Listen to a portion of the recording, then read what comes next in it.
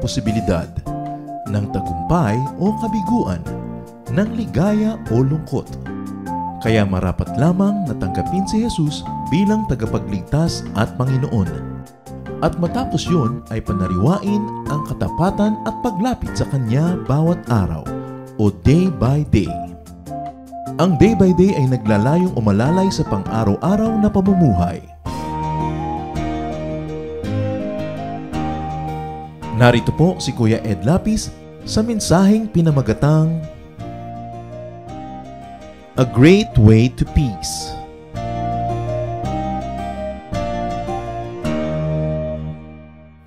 Ang kapayapaan po ay minimithi ng bawat tao. In fact, peace is a universal and also a very personal desire. However, peace can remain elusive even to people who are already religiously active. In fact, sometimes it is their very religious activity that can take away their peace when they don't know which to prioritize. Ang patuloy pong paghahanap natin ng kapayapaan ay isang lifelong quest. But the Bible teaches us great ways to have peace. At yan po ang ating pag-aaralan ngayon, A Great Way to Peace. Isang dakila, malaking daan tungo sa kapayapaan. Aming Diyos, salamat sapagkat kayo ay Diyos ng kapayapaan, ng katiwasayan. Nawa ay bigyan mo kami ngayon ng kapayapaan ng loob, ng puso, ng isip, at nang kami ay makapagtuon ng pansin sa inyo. At ganon din, Panginoon, nawa kayo'y kumilos, mangusap. Kausapin niyo po kaming lahat at matanggap namin ang kapayapaan na gusto niyo naman at handang ipagkaloob sa amin. Turuan niyo kami, Lord, how to position ourselves in relation to you and in relation to your blessing so that we may enjoy a life of peace and so that we can be agents of peace. Speak to us, Father. Use your servant only as your instrument, but be the speaker. Continue to cleanse us, O God. Make us worthy of your presence because of your kindness to us, not because of our achievements. Cleanse us, empower us, speak to us. In the name of Jesus our Lord, we pray. A great way to peace. Sa Matthew 10, verses 26 to 28, meron po mga discussions about fear. But the following verses 29 to 31, gives us insight how to have peace. Are not 2 sparrows sold for a penny? Yan po ang sabi ng Panginoong Jesus. Yet not one of them will fall to the ground apart from the will of your Father. And even the very hairs of your head are all numbered. So, don't be afraid. You are worth more than many sparrows.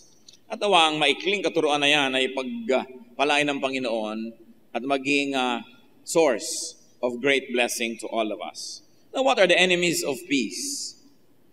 Sa maiksing katuruan po na yan ng Panginoon na napakadalas na natin narinig, paulit-ulit na nababasa, ano ang mari nating madagdag pa na pagpapalang makukuha dyan? There are 2 great enemies of peace, and one of that is something big, like big fears. Malaking mga takot o malaking takot kung nag-iisa man yon o malaking maraming takot. At ang conclusion po na ibinibigay ng Scripture, lalong-lalo ng mga katuruan ng Panginoong Jesus, is do not fear. Do not. Pag sinabing do not fear, it means that it is within your will to fear or not to fear, that you may choose to fear or not to fear. Deuteronomy 31:8, the Lord Himself goes before you and will be with you. He will never leave you nor forsake you. Do not be afraid. Do not be discouraged. Habang ang original na kausap at tinutukoy dito ay hindi naman tayo at mga tao na nabuhay nung matagal na, hindi naman nagbabago ang Diyos. At ang ibinibigay niyang pagpapala noon ay maaari pa rin niyang ibigay ngayon. Ang mahalaga lang, ipwesto natin ang ating sarili kung paano nakapwesto yung mga taong pinagpala niya noon at makikita natin na hindi naman imposible na yung mga blessing na ibinigay sa kanila ay ibigay din sa atin. So one big enemy of peace is a big fear. Like what is your fear in your life? Ano mga kinakatakutan natin na tuloy gumugulo sa ating isip, nagnanakaw ng ating tulog, ng ating kapayapaan, ng ating pamamahinga, at ginugulo tayo, bagamat wala namang dinadawang mabuti at hindi naman nalulutas ang mga pinoproblema natin sa buhay. Pero may kakambal po yung something big na yan, and it is something small. Another enemy of peace is little trust. Ang mga tao ay may malaking takot at pagkatapos ay may maliit na pagtitiwala sa Diyos. Pag pinagsama mo ang dalawang ito, siguradong gulo. Siguradong gulo ng isip, gulo ng espiritu, siguradong magiging sleepless nights, troubled days, worried existence. Little trust. So the main message of Matthew 10:29 to 31 is encouragement for people to have limitless trust in God. At yan po ang binibigay ng Panginoong Hesus sa solusyon sa ating mga takot. Hindi niya sinabing ibibigay ko lahat yung kailangan mo, ayan, nakaipon na sa iyong harapan, palalakasin kita, payayamanin kita, bibigyan kita ng sa sandalan ng tutulong sa iyo. Ang sinabi niya, magtiwala ka. Tulad ng umaalingaw-ngaw sa Isaiah 41 verse 10, so, do not fear, for I am with you. Do not be dismayed, for I am your God. I will strengthen you and help you. I will uphold you with my righteous right hand. Sabi, ako naman ang kakampi mo, ako ang magtatanggol sa iyo, ako ang tutulong sa iyo, nandito ako lagi, anong dapat mong ipangamba? And Romans 10:11 echoes this, anyone who trusts in Him will never be put to shame. Once more, Isaiah, verse 16 of chapter 28. So this is what the sovereign Lord says, the one who trusts will never be dismayed. Pero may condition po na naging napakalinaw sa James 1:6-8. But when he asks, he must believe and not doubt. Because he who doubts is like a wave of the sea, blown and tossed by the wind. That man should not think he will receive anything from the Lord. He is a double-minded man, unstable in all he does. So nandyan po nakalinyang napakarami mga verses na nagsasabing magtiwala. Kaya ka naguguluhan, kaya ka naliligalig ay dahil minamalaki mo ang iyong problema at minamaliit mo ang Diyos. Ganun lamang ang arithmetic ng lack of peace. Pinalaki ang problema, pinaliit ang Diyos, pinaliit ang pananalig, pinaliit ang mga pangako at ang magagawa ng Diyos. Sabi, hingi ka ng kapayapaan, hindi ka naman naniniwalang tatanggapin mo nga yan, paano mo matatanggap? Because, really, it's in the mind. Pag sa iyong isip, desidido kang magkaroon ng kapayapaan at manalig, magkakaroon ka ng kapayapaan because many things happen in the mind. Let me substantiate that. Pag nagselos kayo, alam ba, mayroon kayong asawa, mahal sa buhay na malayo sa inyong piling, at nakaisip kayo na meron siyang kasama, meron siyang kalong-kalong, meron siyang kaulayaw, sa isip nyo pa lang yon, pero nagiinit na yung tenga ninyo at tumataas na ang inyong presyon at galit na kayo. Pero ang totoo, wala naman pala siyang ginagawa. Pero dahil inisip nyo na, nangyari na doon, naging totoo na. Mas malalim at mas makapangyarihan na realidad yung nasa isip natin kaysa yung nangyayari sa ating harapan. Kasi kung minsan may nangyayari na nga sa harapan natin, aktual, pero dahil hindi natin pinansin, hindi naman tayo naapektuhan. Kaya kung minsan, naglakad ka doon sa isang madilim na daan, hindi mo kasi alam na maraming ahas doon, hindi ka naman talaga natuklaw at hindi ka naman natakot. Pero yung nag-i-imagine, may ahas yata dito, baka may ahas dito. Kahit wala, natakot na siya. Ang reality is what is inside your brain. So ano po ba ang nasa loob ng isip natin? Na ang Diyos ay makapangyarihan, maibigin at mapagtitiwalaan? O ang nasa loob ng isip natin ay yung mga pinoproblema natin sa buhay? Pag pinagsama nyo ang dalawang yon, sabi, paano kayo aasa na pagpapalain? Sa loob lang ng isip nyo, nalilito kayo, paano mangyayari na ang matatahimik ang inyong kalooban? Kaya napakahalaga po ng childlike faith. That's why the Lord Jesus said that the kingdom of heaven belongs to such as this, meaning the children, not because of their age, but because of their capacity to believe.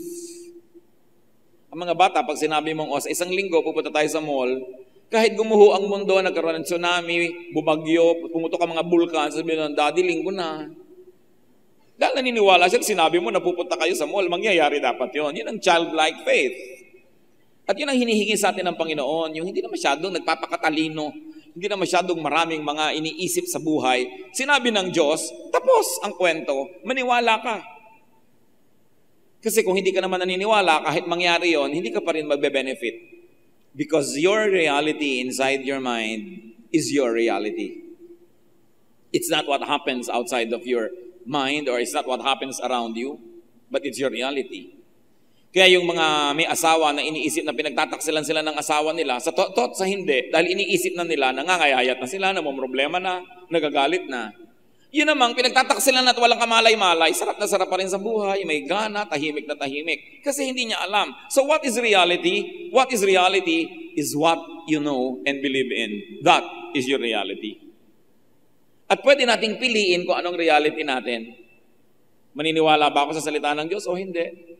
Pangahawakan ko ba kanyang mga pangako o hindi? Kaya kahit pareho kayo magkatabi dyan at lumilindol, yung nananalig sa Diyos, payapa, yung hindi nananalig, nagugulo. Kahit nagaling kayo sa isang pamilya, pare-pareho kayong walang pera, yung nananalig sa Diyos, mas nakangiti kaysa doon sa hindi nananalig. So what is your reality? We must trust God unto peace. It's not enough to say, I trust God. Because when you trust God, you must have peace. So you trust God to the point of having peace because you trust enough. At ano po yung mga argumento na nakita natin sa Scripture? As the Lord Himself said about the sparrows. Sabi niya, wala namang lumilipad ng mga sparrow na hindi alam ng Diyos na lumaglag pala yun o hindi pinayagan ng Diyos na malaglag mula sa himpapawid. So God cares for the birds. Sa culture kasi ng Israel, yung mga birds hindi considered na masyadong very special animals yan. So, silang ibinigay na example na ito nga, walang kwenta, hindi nyo pinapahalagahan, pero pinapahalagahan ng Diyos. Kaya ang sabi sa Matthew 6:26, look at the birds of the air. They do not sow or reap or store away in barns, and yet your heavenly Father feeds them. Are you not much more valuable than they?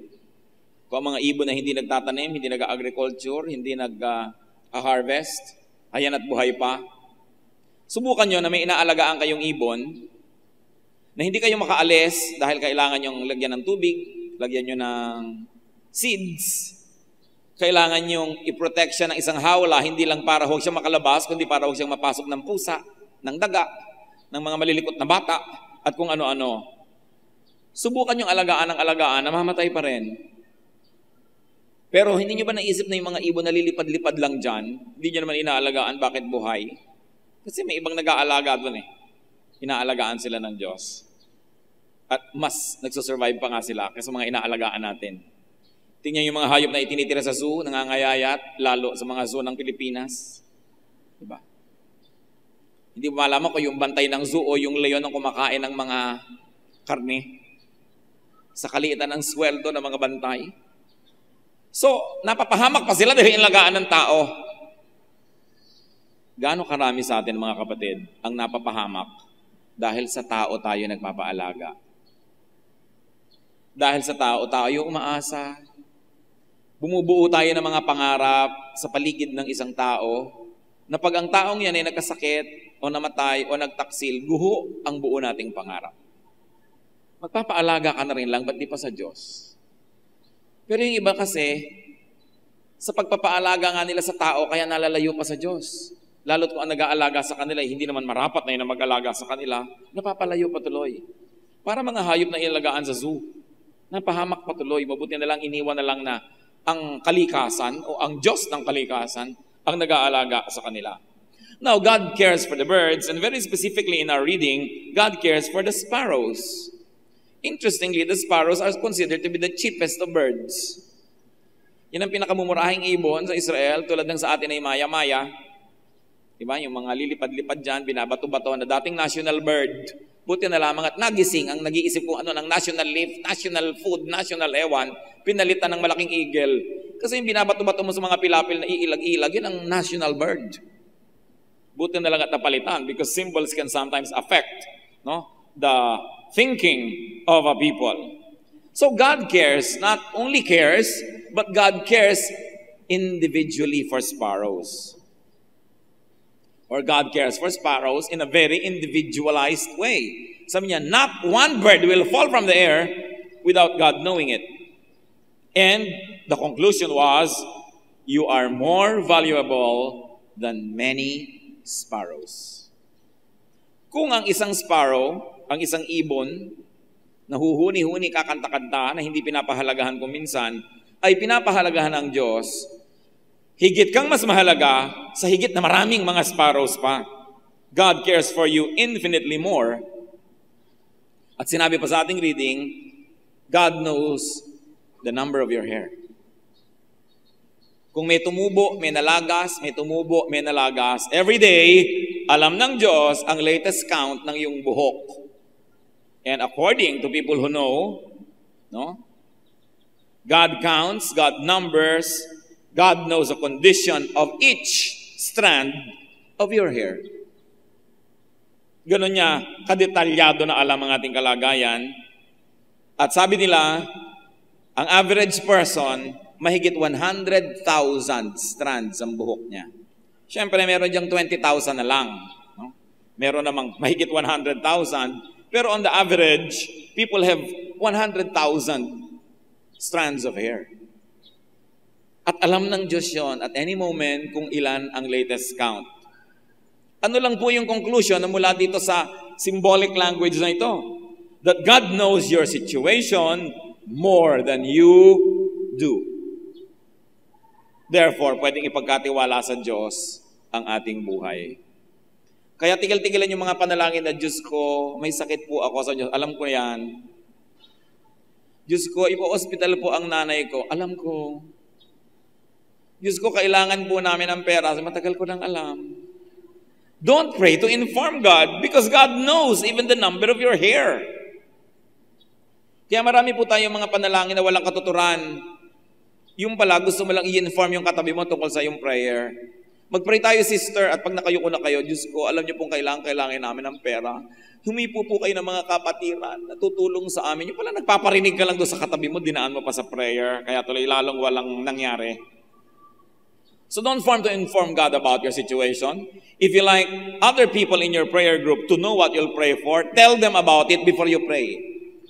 But don't use the prayer as a bulletin board because God knows your situation. And God is interested, God is involved in, and God is concerned with you. Kung sa ibon nga, interesado siya, sa tao pa ba? Kaya nung bumalik na naman siya sa isang simpleng bagay na binabaliwala, Luke 12:28, if that is how God clothes the grass of the field, which is here today and tomorrow is thrown into the fire, how much more will He clothe you, O you of little faith? Ito pong pagtuturo na ito ay magkakambalang ginawa ng Panginoon na example, yung ibon na binabaliwala at yung damong binabaliwala. At yung daw damo, bagamat ngayon ay buhay at bukas ay lanta na, o kaya ay buhay ngayon at bukas ay sinigaan at ipinanggatong at ginamit sa ibang bagay, habang sa maiksing buhay niya ay dinadamitan ng Diyos ng magagandang kulay at bulaklak, ikaw pa kayang tao ang di niya damitan? Ikaw pa kaya ang hindi niya bigyan ng halaga? So pag pinagsama-sama po natin ito, ano ang dapat nating ma-develop? Is to trust God unto peace. It's not enough to say you trust God, but you ask yourself, does my trust bring about peace? Because if it doesn't, therefore you don't trust God enough. And knowing that can already be the beginning of the solution of our situation, because we can even ask God to increase our faith. Even the disciples asked Jesus to increase their faith.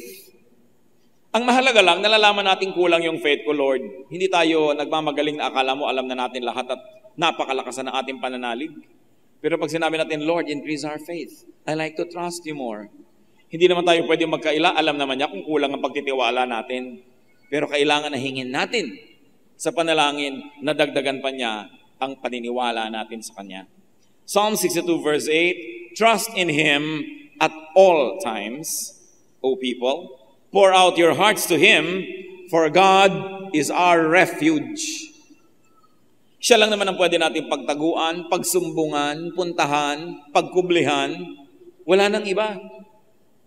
May mga taong pansamantalang na pagkakatiwalaan, naaasahan, pero hindi lahat ng panahon at hindi sa lahat ng pagkakataon. Psalm 31:14, but I trust in you, O Lord. I say, you are my God. Napaka-loaded ng sentence na yan na you are my God. Kasi madalas sabihin natin you are my God, pero totoo ba? Baka naman ang Diyos natin ay pera, ang Diyos natin ay tao, ang Diyos natin ay ating mga pangarap. Kasi pag sinabi mong, you are my God, ibig sabihin, sa'yo ko mananalig, sa'yo magmumula ang lahat ng katugunan sa aking mga pangangailangan. Pero madaling gawin ang Diyos na motif, dekorasyon ng buhay natin. Pero to make God God, to understand the depth of that declaration that you are my God. Because anybody who can say that from the heart is a person who will have peace. When you say, you are my God. So Zechariah 4:6, so he said to me, this is the word of the Lord to Zerubbabel, not by might, nor by power, but by my spirit, says the Lord. Bakit po maraming taong insecure? Bakit maraming taong ninenervyos? Because they think it is might and power that will give them security.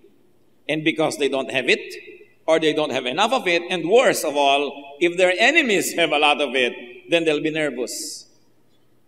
But the verse says, no, it's not by might, it's not by power. So even if you had it, you know you never have enough. So you'll still be insecure.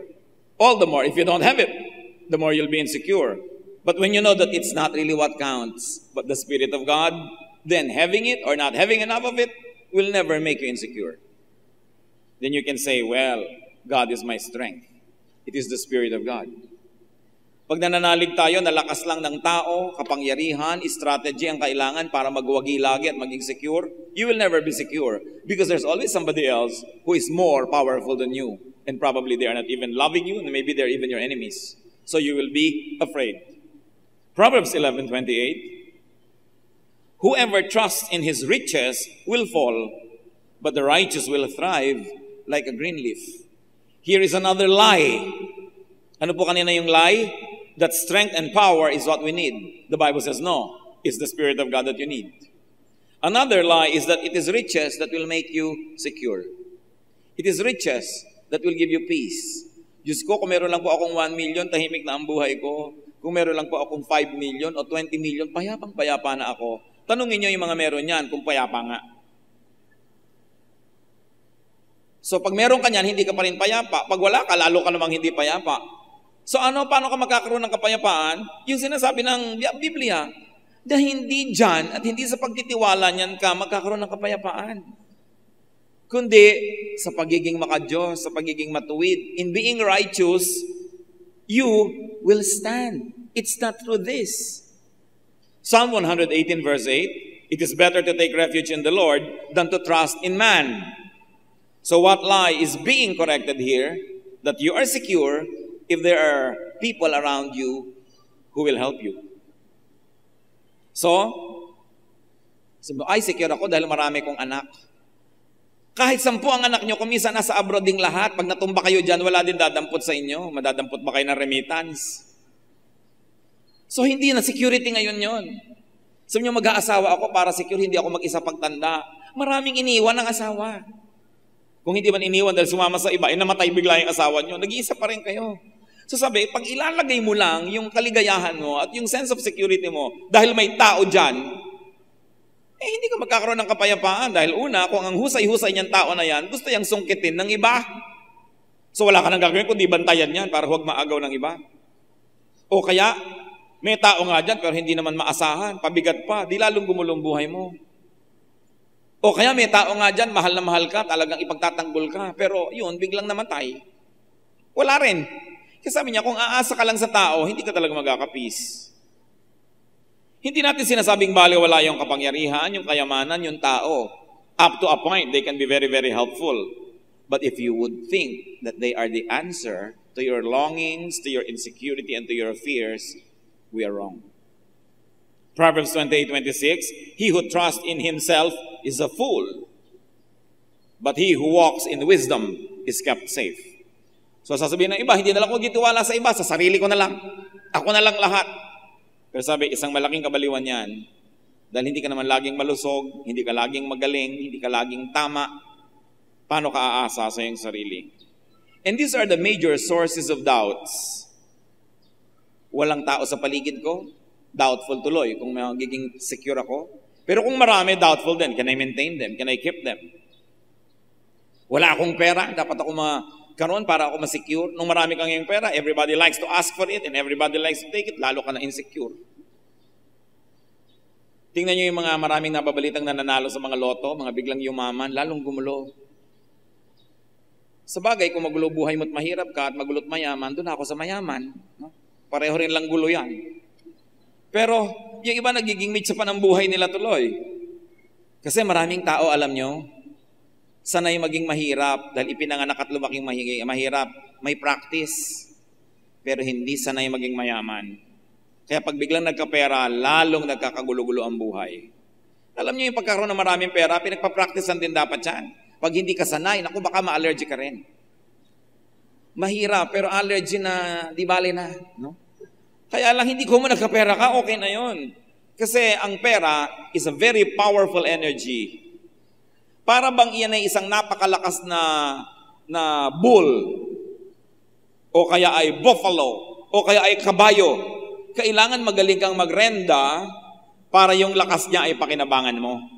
Mapapunta mo ang kabayo umahon, lumusong, kumaliwa, kumanan, huminto. Pero kung ang lakas-lakas ng kabayo at sasakay ka, tas hindi mo control, ihahampas ka niyan, ihahagis ka niyan, at matatapakan ka pa. At ganoon ang nangyayari sa mga taong hindi naman sanay maging matagumpay, sikat o mayaman, ay biglang tumagumpay o sumikat o yumaman, lalong nagkakawasak-wasak. So, mai-insecure ang mga tao. What is the major cause of fear?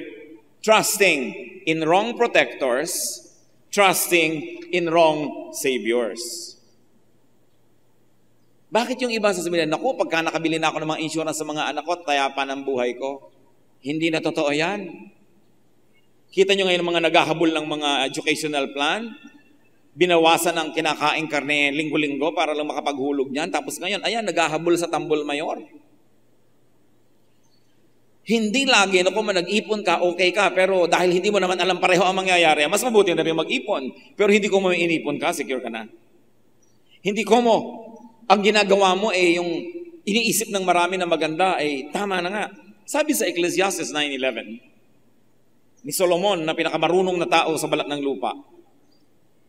Alam niya, sabi niya, may naobserbahan din ako I have seen something else under the sun. The race is not to the swift or the battle to the strong, nor does food come to the wise or wealth to the brilliant, or favor to the learned, but time and chance happen to them all. Siguro kung hindi si Solomon na nagsabi nito, gyagirahin nyo pa Buti na lang si Solomon at sinabi ng Diyos, pinakamarunong siya, so pwedeng pakinggan. Sabi niya, alam nyo, may naobserbahan pa akong isang kakatuwa sa buhay ng tao. Hindi ko mo mabilis kang tumakbo, ikaw ang mananalo sa karera. Hindi ko mo ikaw ang malakas, ikaw ang mananalo sa gyera. At hindi ko mo marunong ka, ikaw ang pupuntahan ng pagkain. At ikaw ang magkakaroon ng mga kailangan mo sa buhay. At hindi ko mo napakahusay mo, ikaw ang yayaman. Marami dyan na walang kahusay-husay, yan ang mayayaman. Sabi dyan, marami dyan mga mangmang, sila ang maraming pagkain. At meron dyan na hindi marunong tumakbo, ano't nangyari siya pang nanalo sa karera? At may mga mahihina, nung magdigmaan, sila pa ang nanalo. Sabi niya, time and chance happen to them all. Anong paliwanag ni Solomon? Walang paliwanag dyan. Yan ang sinabi niya. Sasabihin mo, bakit po sabi ng nanay ko noon, mag-aral kang mabuti para gumanda ang buhay mo? Lagi po akong honor. Pero yung classmate ko noon, na laging bulok tutorian, mayaman ngayon. At kinukuha akong empleyado. Pangako pa naman ng nanay mo, mag-aral kang mabuti para mataas ang grade mo, para gumanda ang buhay mo. Although dahil hindi mo naman alam kung saan ka mapupunta, mabuti nang increasean mo na yung posibilidad na mapaayos ang buhay mo. Mag-aral ka na at sundin mo. Pero hindi pa rin guarantee kahit lagi kang valedictorian. Karamihan nga pag may mga reunion, nagkita-kitaan dati magkaka-eskwela, yung mga bulok tutorian ng mayayaman. At yung mga honor-honor ay yung clerk sa City Hall. Although hindi naman masama maging clerk, no? Pero hindi natupad ang mga inaasam. Sabi ni Solomon, walang paliwanag dyan. Talagang nangyayari sa buhay. So hindi ko mo ginagawa mo rin ang lahat ng tama, pwede ka na masecure. Although you increase the possibility that you might become secure. But even then, may X factor. Hindi naman churches na lahat nagde-design, dumami sila. Bring 1, bring 10, kung ano-ano mga ginagawang programa para dumami yung membro, dumadami nga eh. Di ba? Hindi naman lahat ng nagtatanim, umaani ng kasing dami ng inaasahan nila. Hindi lahat ng nagsisikap ay may nararating. Pero ang sabi ni Solomon, time and chance happen to all. Ibig sabihin, kung gusto kang pagpalain ng Diyos, walang makakapigil. At kung ayaw ka naman pagpalain, walang makakapilit. So gusto mong makatiyak-tiyak sa buhay, sa Diyos ka magpalapad ng papel. Sa Diyos ka lumapit. Diyos ang bigyan mo ng kasiyahan dahil walang makakapigil sa Kanya kung ibig Kanyang pagpalain. Pero yun ba ang ginagawa natin? Madalas, sinasakripisyo natin ang relasyon natin sa Diyos sa paghahabol ng pera, sa paghahabol ng kapangyarihan, sa paghahabol ng tao, sa paghahabol ng ating mga sariling minimiti sa buhay. Put your heart, put your life, put your spirit in God's hands dahil hindi Kanya pababayaan. Meron po ako isang paboritong illustration. Nabasa ko lang kung saan, nalimutan ko na kung saan yun. Pag daw mayroong isang ibon na dumapo sa iyong bintana, na wasak-wasak ang pakpak, dadamputin mo ba't dudurog-durugin mo, dumapo ka dito, halika nga, ibon ka, gaganyan-ganyan mo, tatadyak-tadyakan mo yung ibon? Sabi, hindi naman. Di po ba? Gaano karami sa inyo, dumapo ang ibon, aalagaan nyo ng konti para gumaling, patingin nga ng kamay ninyo. Patingin, nasa na mga kamay nyo? Ang dami. Kasi yun ang normal. Kung tayong tao na makasalanan, tayong tao na marami na ring sinaktan at maring sinadya pa, mag-aalaga ng isang ibong nagpapakupkop. Ang tanong, hindi kaya tayo alagaan ng Diyos kung magpakupkop tayo sa Kanya? So bakit tayo mag-aalinlangan? Pag sinabi niyang huwag mong gawin, di sundin. Pag sinabing tanggalin mo itong ganito sa iyong buhay ng mapaayos ka, sundin. Kasi walang mapapahamak sa pagsunod sa Diyos. Hindi naman gagawin ng Diyos na, sumunod ka sa akin, lagot ka. Ipapahamak kita. Imposible. So gusto po nating mawala ang mga pangamba natin sa buhay, magkaroon tayo ng peace, just obey God. At huwag kayong mag-worry about the outcome. Huwag niyo sabihin, Diyos ko, sumusunod ako sa iyong 3 araw. O nasa na ang blessing. Huwag niyo siyang apurahin, huwag niyong madaliin. Hayaan niyo lang siya. Let God be God. Proverbs 3:5-6. Trust in the Lord with all your heart and lean not on your own understanding. Sabi, magtiwala ka ng ganap at huwag kang sa sarili mo ka maniwala. Kung ang karunungan mo kumukontra sa sinasabi ng Diyos, sa kanya maniwala at kalimutan mo yung karunungan mo na yan. Sabi, lean not on your own understanding. In all your ways, acknowledge Him and He will make your path straight. Sundin mo. Bakit gusto natin laging inaayos ang buhay natin? Kailangan ayusin ko to, kailangan ayusin ko yun. Ayos tayo ng ayos, halimbawa sa buhay ng anak natin, buhay ng asawa natin. Yung meron tayong messianic complex na parang hindi naaandar ang mundo pag hindi tayo ang nagpaandar, mali na ang lahat pag hindi tayo ang nasunod. Pero ang tanong, kung nagkaroon na kayo ng kalaban sa buhay, nagtataka kayo, hindi nyo naman siya inaalagaan, bukas buhay pa rin. In fact, ikatutuwa nyo sanang nawala na siya sa mundo. Kung minsan gumagawa pa tayo ng masama laban sa ating kapwa, pero buhay pa rin. Hindi mo na nga inaalagaan, ginagawan mo ng masama, buhay pa rin. Alam niyo kung bakit? Kasi may Diyos na bumubuhay sa Kanya. Yung mga nag-abroad, dahil sa pagtakas sa kahirapan, salamat, nakatakas na ako, nakarating na ako kung saan-saan. Pag uwi nyo sa inyong mga barangay, mas matataba pa sa inyo yung mga iniwan nyo nun.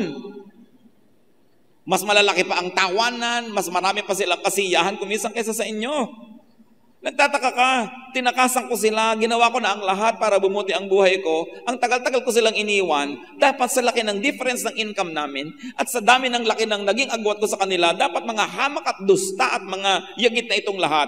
Pero pagbalik mo, mas maganda pa cellphone nila kaysa sa'yo. Bakit? May Diyos ding nag-alaga doon eh. Kahit saan ka sumuot, nandun ang Diyos. Yung sobrang inilalagay sa kamay nila, ang ikabubuti nila, sometimes to the point of not trusting God anymore and being obsessed with things, these are the people that sometimes even miss the mark and they miss the blessing.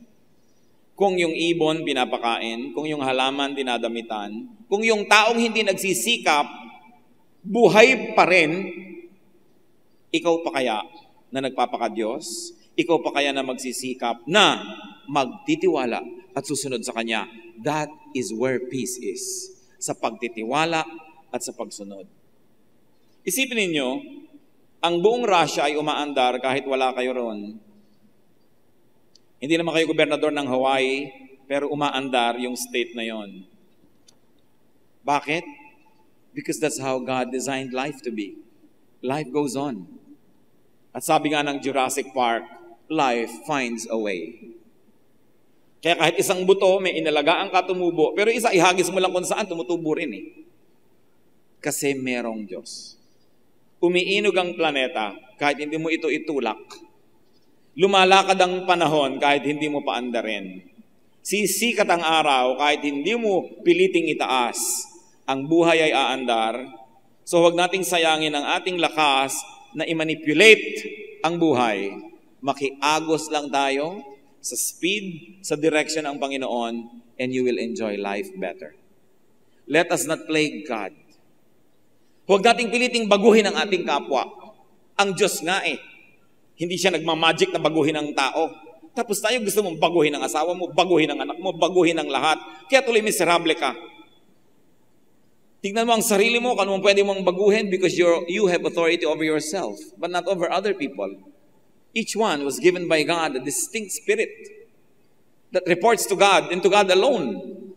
Kaya maraming taong miserable, pinoproblema ang hindi problema, pinapakialaman ang hindi dapat pakialaman, and in our strive to become perfect, we only become miserable.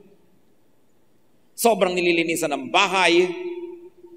You know, a house must be clean enough to be healthy, but dirty enough to be happy. Kung sobrang linis naman yan para ng ospital, nakakatiyak akong walang masaya dyan. Kaya higpit-higpit mo siguro. No?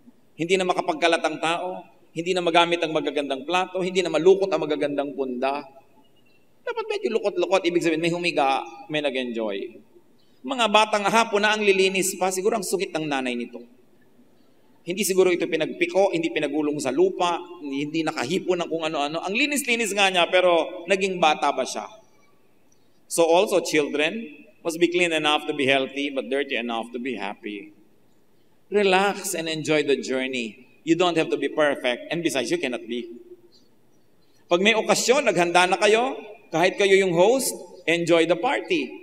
Kasi kadalasan yung host hindi yan nag-enjoy because he wants to either please or to impress. Most of the time, they like to impress. That's why they cannot relax. Pag nagawa na po natin yung pinakakaya natin gawin, yun na, enjoyin nyo na. May maipintas sila, hayaan nyo. Dahil kahit naman magpakamatay kayo ng kaaayos, may ipipintas pa rin ang tao. Many of our cares are needless. Many of our worries are needless. Kaya ang kasabihan, why worry when you can pray? Ang anak nyo, alauna na, wala pa ng bahay, hindi nyo alam kung nasan. Kahit kayo dyan, magtitiwarek, hindi nyo pa rin siya matutulungan. So, matapos yung nagawa ang dapat nyong gawin, itulog nyo yan. Dahil wala rin naman kayong magagawa. Sabi nyo, madaling sabihin yan. O sige, madali, pero, di ba, wala rin namang nagagawa yung nag-aalala. So, may Diyos. Kung kaya nating dalhin sa Diyos sa panalangin, ibigay natin sa Kanya. At pagkabigay natin sa Kanya, hayaan natin siya ang gumawa sapagkat siya ang Diyos. God is in control. Not one hair from your head will fall without His knowledge. Not one sparrow will fall from the sky without His permission. Colossians 1:17, He is before all things, and in Him all things hold together. Peace is not in riches, not in strength, not in power, not even in health, not in control of the situation, but peace is in trusting God, that He cares and that He will do the right thing. Trusting God completely, unconditionally, after you have done what is humanly possible, After you have exerted your best effort, let God take over. Kaya sinabi, to children belong the kingdom of God because they know how to trust. So let God be God, because the greater the trust, the greater the peace. Heavenly Father, we thank you that we can have peace because you are reliable. Salamat po, Panginoon, dahil napakarami namang katuruan sa Biblia na pwede naming pag-aralan at panghawakan. Ang question is not if we know your word, but the question, O Father, is if we let your word affect us. Ituro mo sa amin, Lord, na dalhin yung head knowledge namin pababa sa aming puso, sa aming buong pagkatao, at na magkaroon kami ng kapayapaan. Manalangin tayo, dinggin ang personal na mensahe ng Espiritu sa bawat isa.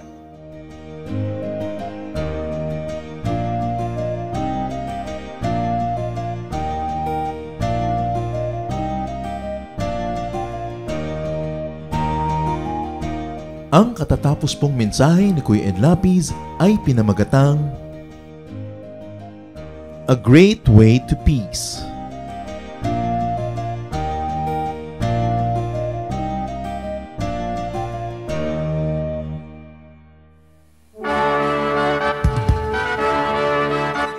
Halina't sama-samang sumamba at magdiwang sa Day by Day Jesus Celebration kasama si Kuya Ed Lapiz. Bulwagan ng Panginoon, PICC, one Sunday a month, Philippine International Convention Center, Rojas Boulevard, Pasay City. All other Sundays, sa mga day-by-day mini-bulwagan ang pagtitipon. Para sa buwan ng Setyembre, gaganapin ito sa September 1, 2024. 8 a.m. ang First Jesus Celebration, 10 a.m. naman ang Second Jesus Celebration. Para sa iba pang detalye, bisitahin ang ating official Facebook page, Day by Day Friends.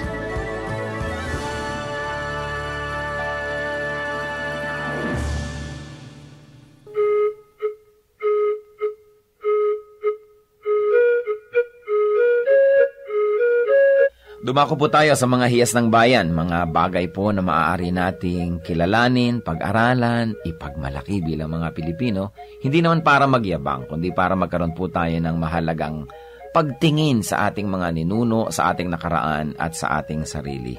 Sabi nga po, ang hindi lumingon sa pinanggalingan ay hindi nakararating sa paroroonan. Kaya mahalaga rin naman na atin pong pagbulay-bulayan, pag-aralan, yung mga karunungan ng ating bayan. At ngayon po ang ating hiyas na itatampok ay isang kasabihan. Bakit po hiyas ang kasabihan? Sapagkat bago naman tayo makagawa ng isang kasabihan, kailangan ng napakahabang panahon, ng pag-aaral, ng pagmamatyag, at ng isang sensitibong puso sa mga katotohanan sa daloy ng buhay. Bawat isang kasabihan po ay maaaring isa o maraming buhay na nagtulong-tulong, nagsama-sama upang makita ang mga batas ng buhay, ang mga daloy ng mga katotohanan. Kaya nga po ang isa nating pagbubulay-bulayan ngayon na kasabihan ng ating bayan na hinango po sa koleksyon ng UP Cultural Dictionary for Filipinos ni Thelma Quintanar at mga kasama. Sabi po ng kasabihang ito, ang bayaning masugatan, nag-iibayo ang tapang. Tama nga naman po.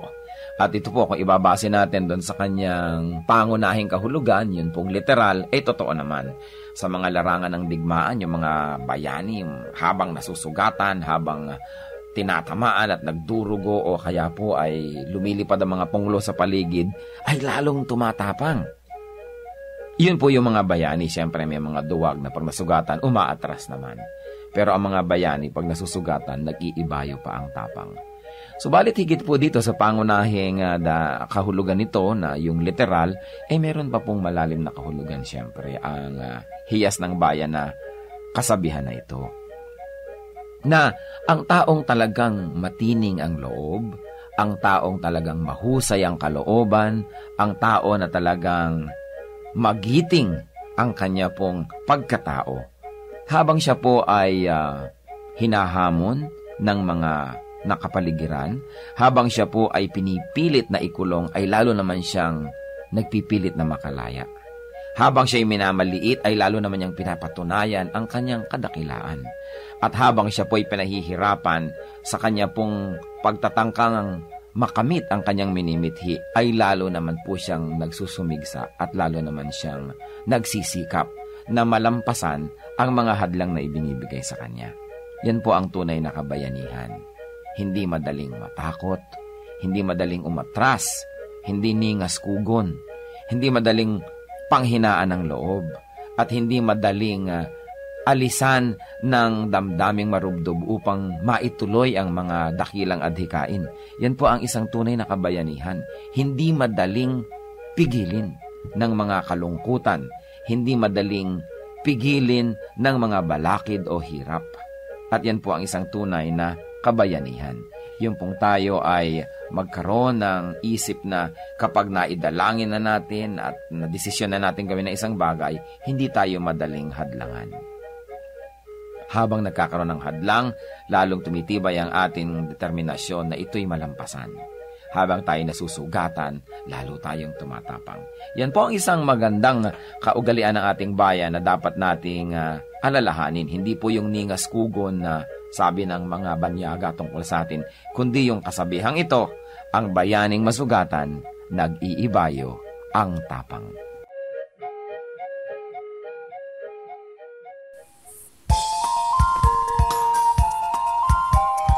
Hi everyone! Ako po si Pastor Jomari Di Palio.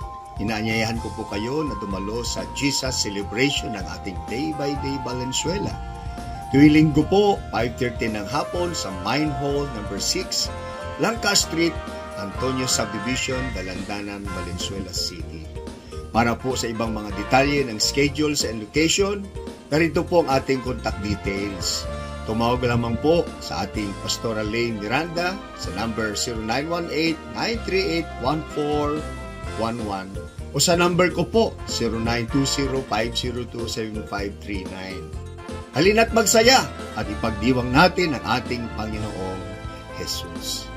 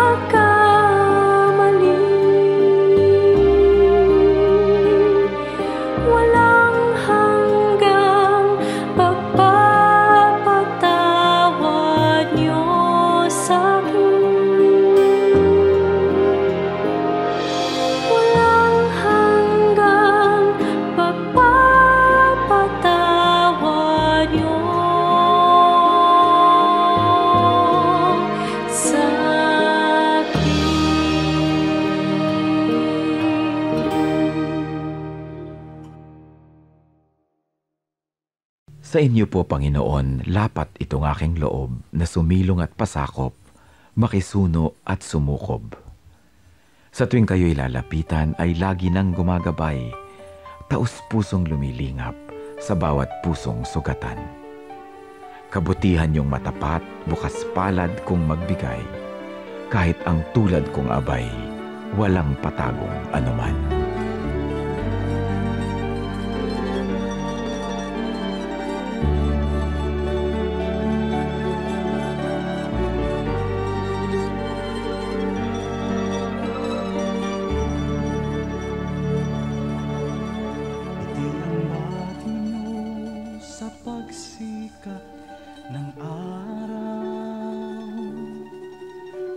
Sa karilagan ng takip silim at sa kandili nyo ako'y hindi maliligaw. Latnan man ng unos sa lalim ng dilim. Kung sisikapin kong bilangin ang mga bituin, isa-isahin ko man bato sa buhangin. Walang makahihigit sa lawak ng iyong pagtingin, sa kalinga niyo pagmamahal sa akin. Alleluia, Alleluia, Alleluia, Alleluia, Alleluia, Alleluia,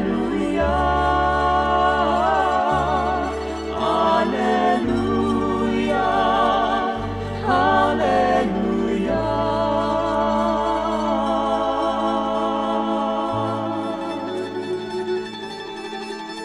Ang aming nais ko'y purihin ka sa magdamag, makasama ka maging sa aking hatid. Ako'y nagagalak sa kaligtasan niyo at habag, pagkat paglapit ko, ngiti ang iyong batid. Alleluia, Alleluia,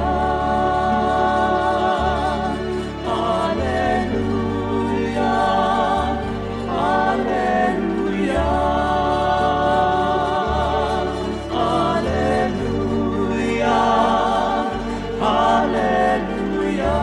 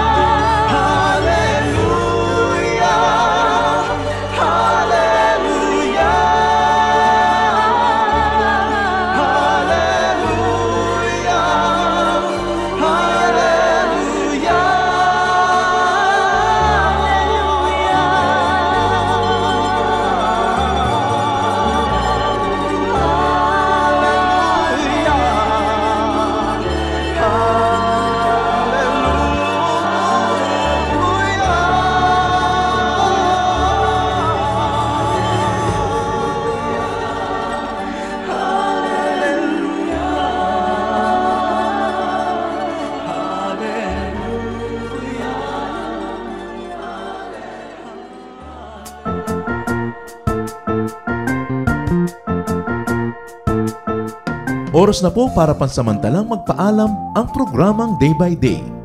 Tayo po'y magsama-sama tuwing ika-6 hanggang ika-7 ng umaga, araw-araw. Magandang umaga po at mabuhay ang Panginoong Hesus!